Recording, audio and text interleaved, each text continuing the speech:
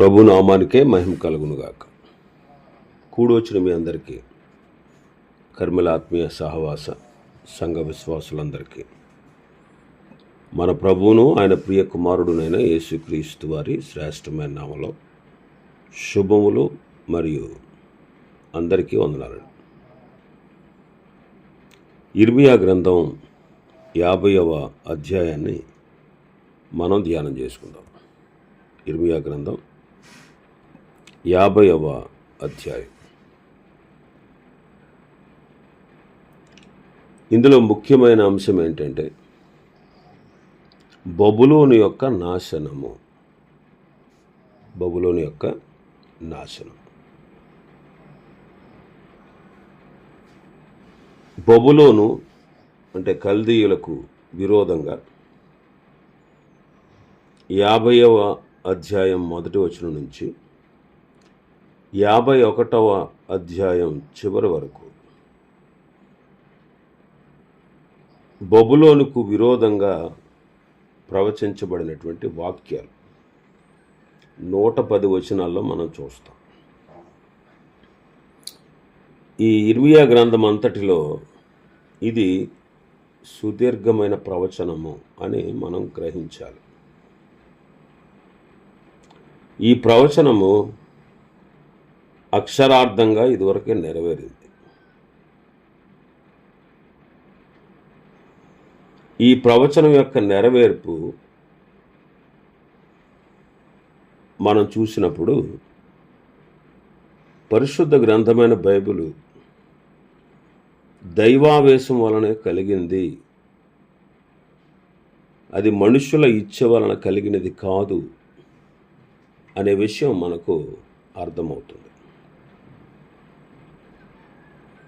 ఈ ప్రవచనం నెరవేర్పు మనం చూస్తే ఇది దైవావేశం వల్ల కలిగినదే కానీ మనుష్యులు ఏదో కట్టుకథలుగా రాయలేదు అనే విషయం మనకు అర్థమవుతుంది. యెషయా గ్రంథం 13వ అధ్యాయం 14వ అధ్యాయం 40వ అధ్యాయము 40వ అధ్యాయం నుండి 46 అధ్యాయాల్లో బబులోనుకు విరోధమైనటువంటి ఆనాటి ప్రవచనాలు కూడా ఉన్నాయి. అయితే ఈ ప్రవచనం యొక్క నెరవేర్పును గూర్చి ఖచ్చితమైన కాలం మనం చూడవచ్చు. 51వ అధ్యాయం 59వ వచనం.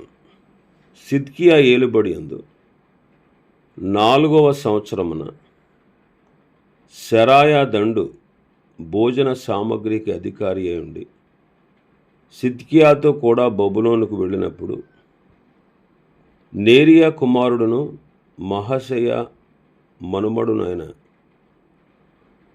ఆ సెరాయాకు ఇర్మియా ఆజ్ఞాపించిన మాట. కాబట్టి ఇర్మియా ఈ ప్రవచన కాలాన్ని విశదంగా తెలియపరిచాడు. అది సిద్కియా యొక్క ఏలుబడి యందు 4వ సంవత్సరం అని, అంటే దాదాపు క్రీస్తు పూర్వం 594 అని మనం గ్రహించవచ్చు. అది ఈ కాలంలో ఈ ప్రవచనం రాయబడింది.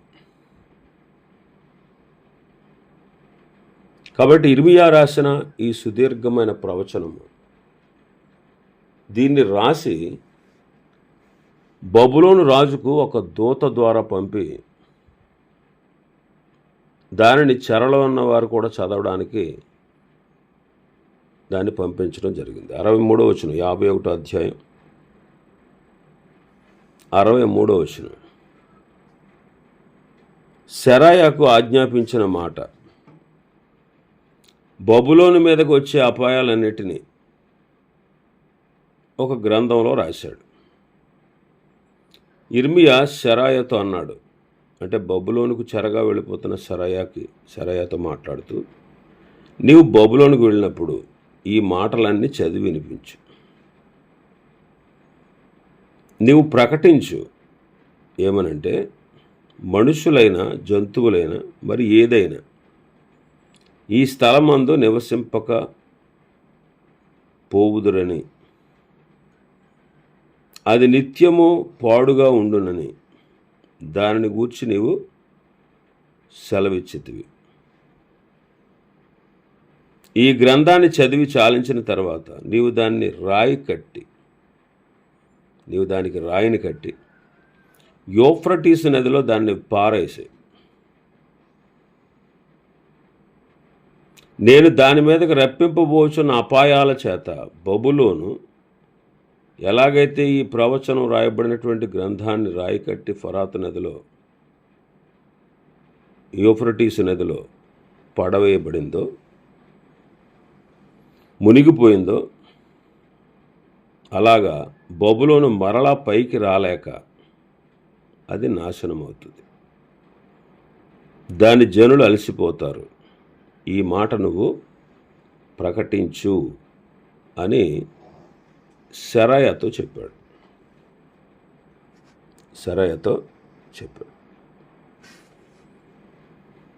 ఈ ప్రవచనం యొక్క ప్రతిని ప్రవక్త ఉంచుకున్నాడు. ఇప్పుడు 51వ అధ్యాయంలో మనం 50వ అధ్యాయమని ధ్యానం చేద్దాం. అందులో మొదటి 10 వచనాల్లో బబులోను ఓడింపబడుట, యూదులు తమ దేశానికి తిరిగి వచ్చుట, ఈ 10 వచనాల్లో మనం చూస్తాం. మొదటి 3 వచనాలు చదువుతాను. బబులోనును గూర్చియు కల్దీయుల దేశమును గూర్చియు ప్రవక్త అయిన ఇర్మియా ద్వారా యెహోవా సెలవిచ్చిన వాక్కు జనములలో ప్రకటించుడి, సమాచారము తెలియజేయుడి, ధ్వజమునెత్తి మరుగు చేయక చాటించుడి. బబులోను పట్టబడును, బేలు అవమానమునందును, మెరోదకు నేలన పడవేయబడును. బబులోను విగ్రహములు అవమానమునందును, దాని బొమ్మలు బోర్ల ద్రోయబడును. ఉత్తర దిక్కు నుండి దాని మీదకి ఒక జనము వచ్చుచున్నది, ఏ నివాసియు లేకుండా అది దాని దేశమును పాడు చేయను. మనుషులేమి పశువులేమి అందరూ పారిపోవుదురు, అందరూ తరలిపోవుదురు.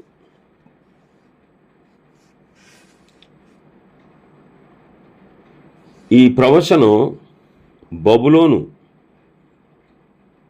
బబులోనును గూర్చి, కల్దీయ దేశాన్ని గూర్చినటువంటి విషయం.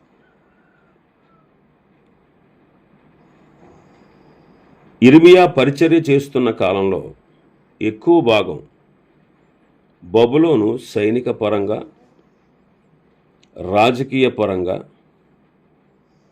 బలమైనటువంటి ముఖ్యమైన సామ్రాజ్యం.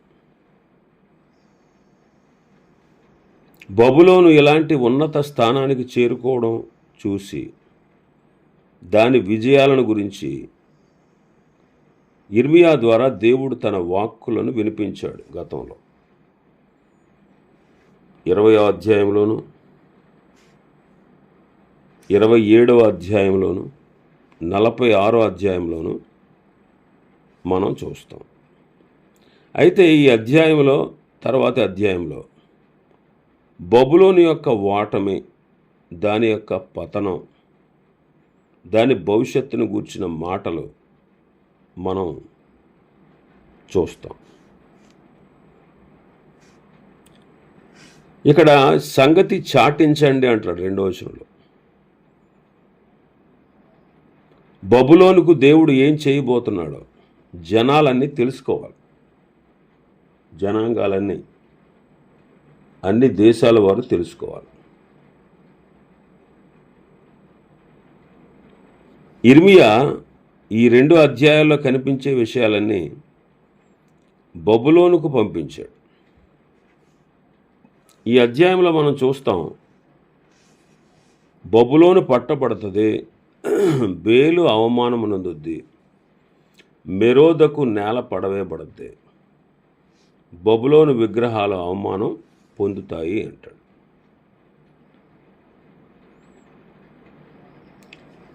బేల్ అంటే ప్రభువు అని అర్థం. బేలు అంటే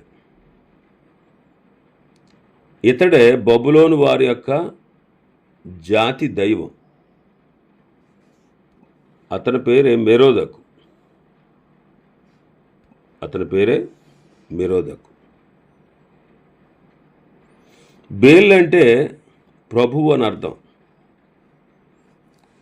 చూడండి, ఇశ్రాయేలీల దేశంలో కూడా, ఇశ్రాయేల్ దేశ జనులు కూడా తమ చరిత్ర కాలంలో అడపాదడప ఇశ్రాయేలు వారు ఆరాధించినటువంటి బయలుదేవుడు లాంటిదే ఈ బేలు.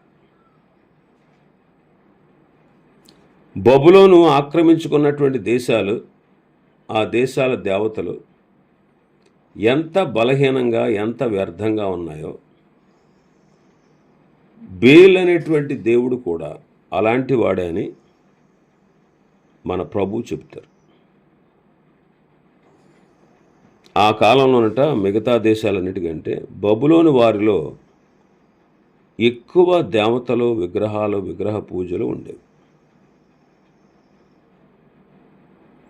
ఇప్పుడు బబులోనును దండించడానికి ప్రభు నిశ్చయించారు. ఇప్పుడు అవన్నీ ఏకమైనా కానీ బబులోను దేశంలో ఉండేటువంటి దేవతల విగ్రహాలు అన్నీ ఏకమైన ఆయన దాన్ని శిక్షించడానికి లేచాడు కాబట్టి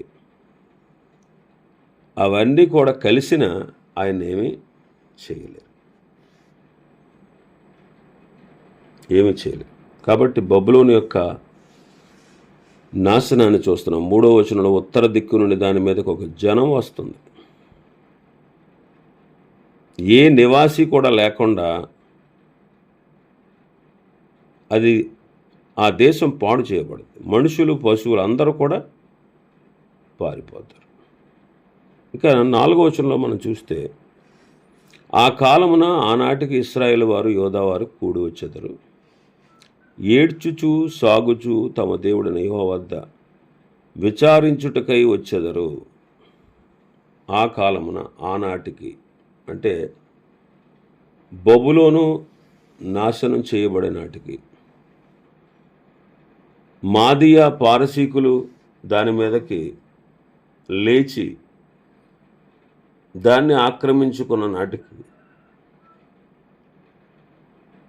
పారసీక రాజైన కోరెషు కాలంలో తన ప్రజలకు విడుదల కలుగుతుంది అని ఆయన చెప్పారు. కాబట్టి ఆనాటి కాలమున, ఆనాటికి ఇశ్రాయేలు వారు, యోధావారు కూడి వచ్చేదరు. ఇశ్రాయేలీలు అష్షూరీయుల చేత చెరలోకి వెళ్ళిపోయారు. అష్షూరు సామ్రాజ్యం తర్వాత బబులోను సామ్రాజ్యం విస్తరించింది. బబులోను కాలంలో, కల్దీయుల కాలంలో యోధా వారిని చెరకు తీసుకొని. ఒకప్పుడు ఈ రెండు, ఇశ్రాయేలు, యోధా, ఈ రెండు రాజ్యాలు వేరువేరుగా ఉండేవి.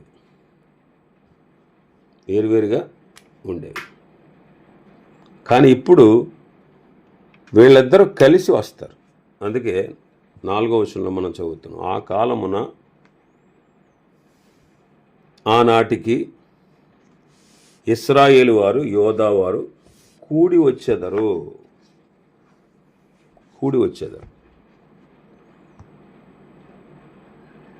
సొలొమోను కుమారుని కాలంలో రెండుగా చీలిపోయినటువంటి వాళ్ళు కూడి వస్తారు అంటున్నారు. అంటే వాళ్ళు కలుసుకుంటారన్నమాట.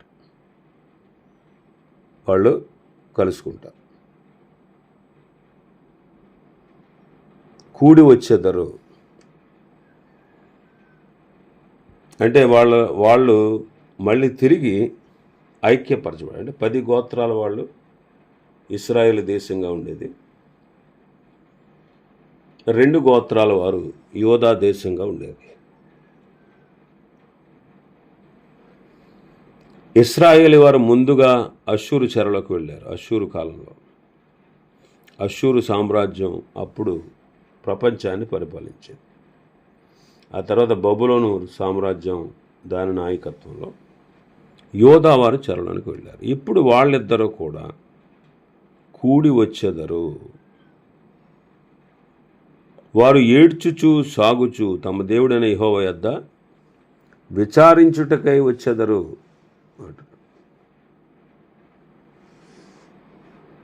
ప్రభు చెప్తున్నాడు ఈ మాట. వాళ్ళు కలుస్తారు, వాళ్ళు మళ్ళీ ఐక్యపరచబడతారు. ఒకప్పుడు విభేదించారు, వాళ్ళు ఒకప్పుడు విడిపోయారు, ఒకప్పుడు వారు ఒకరికి ఒకరు దూరం అయ్యారు. కానీ ఈ చెర తర్వాత, వాళ్ళు చెరలోనికి వెళ్ళిన తర్వాత, వీళ్ళు చెరలోనికి వెళ్ళిన తర్వాత వారిద్దరూ ఇప్పుడు కలిసి వస్తారు ఐక్యతగా. అంటే చెర వాళ్ళకి మేలే చేసింది.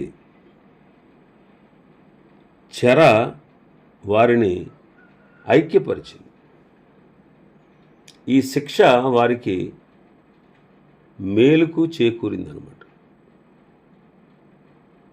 మేలుకే చేకూరింది.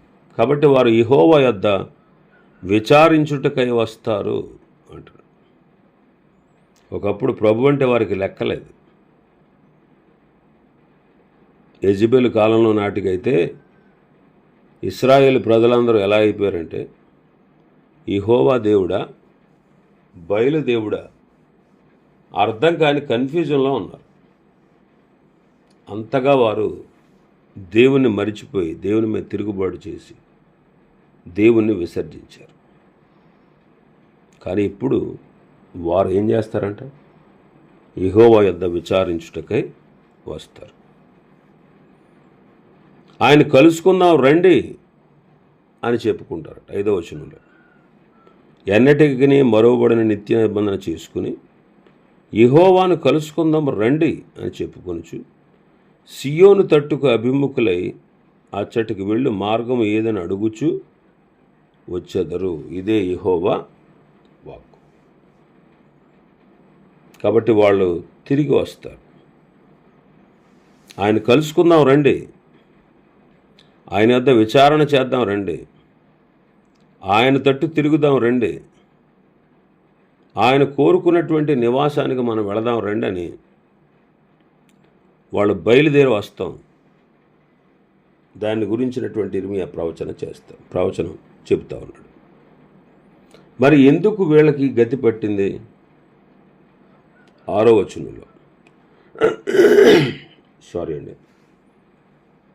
నా ప్రజలు త్రోవ తప్పిన గొర్రెల వలె ఉన్నారు. వారి కాపరులు కొండల మీదకి వారిని తోలుకొని పోయి వారిని త్రోవ తప్పించారు. జనులు కొండకు వెళుచు తాము దిగవలసిన చోటు మరిచిపోయారు. ప్రజలు ఎందుకు ఈ శిక్షకు పాత్రులయ్యారంటే, వారు త్రోవ తప్పిపోయారు. నా ప్రజలు త్రోవ తప్పిన గొర్రెల వలె ఉన్నారు. వారి కాపరులే వారిని కొండల మీదకు తోడుకొని పోయి వారిని త్రోవ తప్పించారు. కొండకు వెళుతూ తాము దిగవలసిన చోటు మర్చిపోయారు. అంటే దీని అర్థం ఏంటంటే, వాళ్ళు అధికమైనటువంటి విగ్రహారాధనలో మునిగిపోయి తమ దేవుడిని యెహోవాను విసర్జించారు. దానికి గల కారకులు ఎవరు అంటే కాపరులే. ఎవరి కాపరులు? రాజులు, యాజకులు, అధిపతులు. ఆనాటి కాలంలో ఉన్నటువంటి రాజులు, యాజకులు, అధిపతులే వారిని త్రోవ తప్పించారు. అందువల్ల వారు ప్రభువును మర్చిపోయారు. ఇప్పుడేమంటున్నారు? ఆయన కలుసుకుందాం, ఆయన్నే కలుసుకుందాం, ఆయన యొద్ద విచారణ చేద్దాం, ఆయన కోరుకున్నటువంటి నివాస స్థలమైన యెరూషలేముకు వెళదాం అని వాళ్ళు బయలుదేరి వచ్చారు. మరి వాళ్ళు ఎందుకు ఇలాగా శిక్షించబడ్డారు అంటే వారు చేసినటువంటి తిరుగుబాటు, వారు చేసినటువంటి విగ్రహారాధన, వారు త్రోవ తప్పిపోయారు, ప్రభువును మర్చిపోయారు. 7వ వచనంలో చూస్తాం, కనుగొని వారందరూ వారిని భక్షిస్తూ వచ్చారు. వారి శత్రువులు అంటారు, మేము అపరాధలము కాము, మా తప్పేమీ లేదు, మిమ్మల్ని శిక్షించి బాధించి చెరపట్టి తీసుకుపోతున్నామంటే అది మా అపరాధం కాదు. మేము మిమ్మల్ని భక్షిస్తున్నాం, మిమ్మల్ని శిక్షిస్తున్నాం అంటే అది మా తప్పు కాదు. ఎందుకంటే వాళ్ళు ఏం చేశారంటే న్యాయానికి నివాసం, తమ పితరులకు నిరీక్షణ ఆధారమైనటువంటి యెహోవా మీదే వాళ్ళు తిరుగుబాటు చేశారు. అందువల్ల ఈ స్థితి వారికి సంభవించింది. ఈ స్థితి వారికి సంభవించింది. వాళ్ళ శత్రువులు అంటున్నారు, మేము అపరాధులం కాదు, మా అపరాధం ఏమీ లేదు. ఎందుకంటే వాళ్ళే న్యాయానికి నివాసము, తమ పితరులకు నిరీక్షణ ఆధారమైనటువంటి యెహోవా మీద వాళ్ళు తిరుగుబాటు చేసినందున వారికి గతి సంభవించింది అంటున్నారు. ఆయన ఎవరంట? న్యాయమునకు నివాసము, తమ పితరులకు నిరీక్షణ ఆధారం. ఆయన విడిచినందువల్ల చూడండి, లోకం అంతా కూడా ఏమైంది? నిజదేవుని ఎరగక త్రోవ తప్పిన గొర్రెల వలె లోకములో ఉండే జనులందరూ ఉన్నారు. ఆయనే మన న్యాయమని, ఆయనే మన నివాసమని, ఆయనే మన నిరీక్షణకు ఆధారమని, ఆయన ద్వారా మాత్రమే రక్షణ పొంది తిరిగి ప్రభు దగ్గరికి చేర్చబడగలమనేటువంటి సంగతి లోకం మర్చిపోయింది. అందువల్ల వారికి గతి సంభవించింది. చూడండి, ఈనాడు క్రీస్తును రక్షకుడుగా దేవుడుగా స్వీకరించకపోతే, ఆయన యొద్దకు పాపులమని వచ్చి క్షమించమని అడిగితే వారి పాపాన్ని క్రీస్తు మీద వేస్తాడు, వారిని రక్షిస్తాడు. ఎందుకంటే ఆయనే సమస్తాన్ని సృష్టించాడు, నిన్ను నన్ను నిర్మించాడు. నీ మీద నా మీద ఆయనకి అధికారం ఉంది. చాలామంది ఇలా తలంచట్లేదు, తమను సృష్టించినటువంటి సృష్టికర్త అయిన దేవుని వైపు తిరగట్లేదు, వ్యర్థమైన వాటిని ఆరాధిస్తూ ఉన్నారు. ఆయన మరిచిపోయారు, ఆయన మీద తిరుగుబాటు చేశారు, ఆయన్ని గుర్తుపట్టలేని స్థితిలో ఉన్నారు లోకం. అలాగే యుగ సంబంధమైన దేవత సాతాను వారి మనోనేత్రాలకు గుడ్డితనాన్ని కలగజేశాడు. కాబట్టి వారు రేపటి దినాన వారు శిక్షకు పాత్రులు. ఎంతగా ప్రేమించిన ప్రభు నీ కొరకు ఏర్పాటు చేసినటువంటి ఏర్పాటును నీవు వద్దని నిరాకరిస్తే, నీవు కాదనుకుంటే ఖచ్చితంగా శిక్షించబడతావు. అందుకే వారు శిక్షించబడ్డారు. అయితే ఇప్పుడు 8వ వచనంలో ఏమంటున్నారు? బబులోను నుండి పారిపోండి, కల్దీయ దేశం నుండి బయలువెళ్ళండి, మందకు ముందు మేకపోతలు నడుస్తున్నట్టుగా ముందర నడవండి అంట. బబులోను నుంచి వెళ్ళిపోండి, వెళ్దాం, పారిపోదాం, వెళ్ళిపోదాం అంటున్నారు. ఐగుప్తు దేశంలో ఉన్నప్పుడు, ఐగుప్తు దేశంలోంచి విడుదల కలిగినప్పుడు ఒక్క ఇశ్రాయేలీయుడు కూడా విడవబడలేదు. ఎందుకంటే వాళ్ళు ఆ దేశంలో ఎంతో బాధ అనుభవించారు.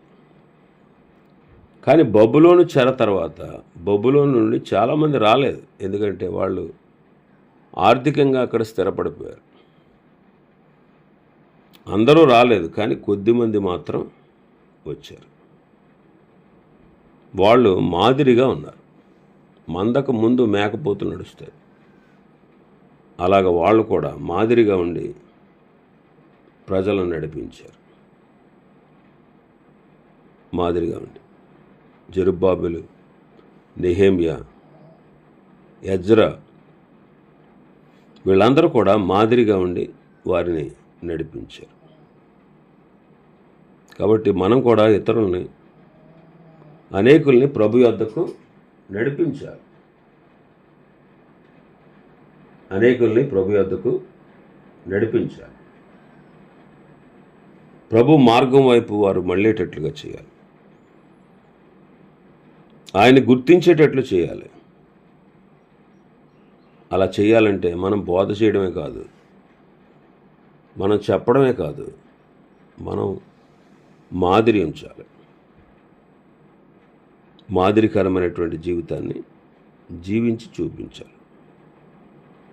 మన సాక్ష్యమే వాళ్ళని ప్రభావితం చేయాలి. అంతే. విశ్వాసులు తమ ఇంటి వారికి ముందు మాదిరిగా ఉండాలి.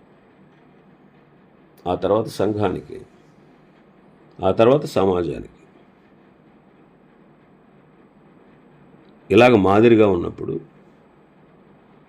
మన చూపుల ద్వారా, మన మాట ద్వారా, మన పనుల ద్వారా, మన యొక్క నడవడిక ద్వారా వారితో ఉంటూ వారిని ప్రభావితం చేసి వారే స్వయంగా క్రీస్తును అంగీకరించే విధంగా, ఆయన ఎద్దుకు వచ్చే విధంగా మనం వారి ఎదుట ప్రవర్తించాలి. కాబట్టి అలా మాదిరికరమైనటువంటి జీవితాన్ని జీవించాలి. ఉత్తర దేశాల నుంచి మహాజన సమూహాన్ని రేపుతున్నాను, బబులోనికి విరోధంగా దాన్ని రప్పిస్తాను. ఆ జనులు దాని మీదకి యుద్ధ పంక్తులు తీర్చి వస్తున్నారు. వారు ప్రజ్ఞ కలిగినటువంటి బలాఢ్యుల్ని దోచుకుంటారు.